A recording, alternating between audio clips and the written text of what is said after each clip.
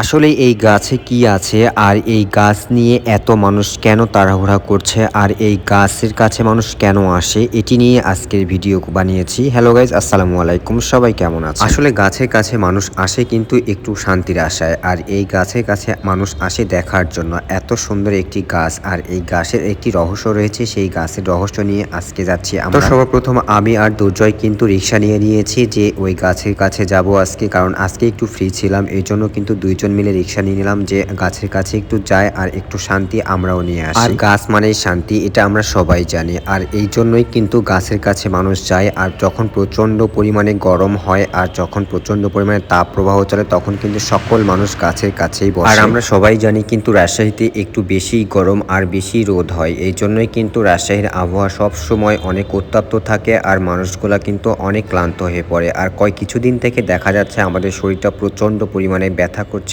ভাব অনুভূতি হচ্ছে। এটার মেইন কারণ হচ্ছে প্রচুর পরিমাণে গরম আর এতটা রোদ। এই জন্য কিন্তু আজকে আমরা সেই ভাইরাল গাছের কাছে যাব, আর সেই গাছের কাছে যেই কিন্তু আমরা কিছু শান্তি নিয়ে আসবো। আর এই গাছটি অবস্থিত কোথায় সেটি কিন্তু আপনারা অলরেডি কিন্তু জেনে গেছেন বা দেখে বুঝতে পারছেন। যারা রাজশাহীতে থাকেন তারা কিন্তু জানেন যে এই গাছটি কোথায় অবস্থান করছে। রাজশাহী টিবার থেকে একটু সামনে গেলেই কিন্তু আমরা এই গাছ পেয়ে যাব। আর এই গাছের যখন বসবেন তখন কিন্তু আপনার মন প্রাণ ভরে যাবে, একদম আপনার অনেক অনেক শান্তি লাগবে, কারণ এই গাছের নিচে এতটা পরিমাণে ঠান্ডা আর এতটা পরিমাণে সুন্দর একটি পরিবেশ না আসলে বুঝতে পারবেন। আর গাছটাও কিন্তু অনেক অনেক জায়গা নিয়ে বিস্তৃত। এই গাছের কাছে আসলে মনে হবে যে প্রায় 1 বিঘা জমির উপর জুড়ে এই গাছ অবস্থান করছে। এইখানে আসলে কিন্তু আপনি গ্রামের ফিলও পাবেন, কারণ এইখানে আসলে মনে হবে যে আপনি গ্রামে চলে আসেন, কারণ সাথেই নদী আছে। আর এই পদ্মা নদীর ভিউ কিন্তু দেখতে অনেক অনেক ভালো লাগে এই গাছের নিচে। আপনি ইচ্ছা করলে এখানে শুয়ে থাকতেও পারবেন, কারণ এখানে শোয়ার ব্যবস্থাও আছে। দেখেন কত মানুষ এখানে শুয়ে আছে, আর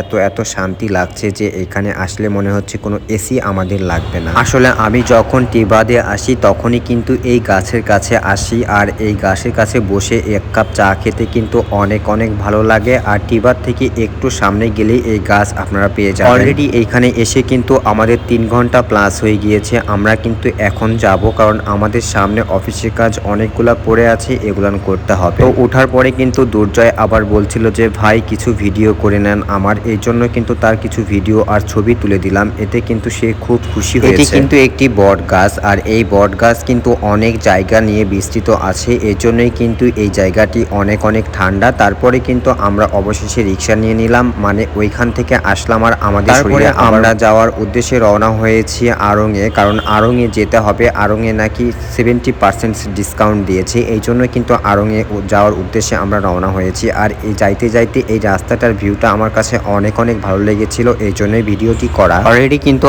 আমরা এই তো দেখেন চলে আসছি কিন্তু আড়ংয়ের সামনে। আড়ংয়ের কাছে কিন্তু অনেক অনেক শোরুম আছে, সেগুলা আরো উন্নত এবং অনেক ভালো। তো যারা আড়ংয়ে আসবেন তারা কিন্তু একসঙ্গে 4 থেকে 5টি শোরুম পেয়ে যাবেন। শুধু যে আড়ংয়ে জামা কাপড় আর ভালো জিনিস পাওয়া যায় তা না, পাশাপাশি আমরা লারিব দেখতে পাচ্ছি, লারিবেও কিন্তু অনেক ভালো ভালো প্রোডাক্ট পাওয়া যায়। আমরা আর বেশি টাইম নিব না, আজকে এ পর্যন্তই। সবাই ভালো থাকবেন, সুস্থ থাকবেন। আসসালামু আলাইকুম। আমাদের জন্য সবাই দোয়া করবেন।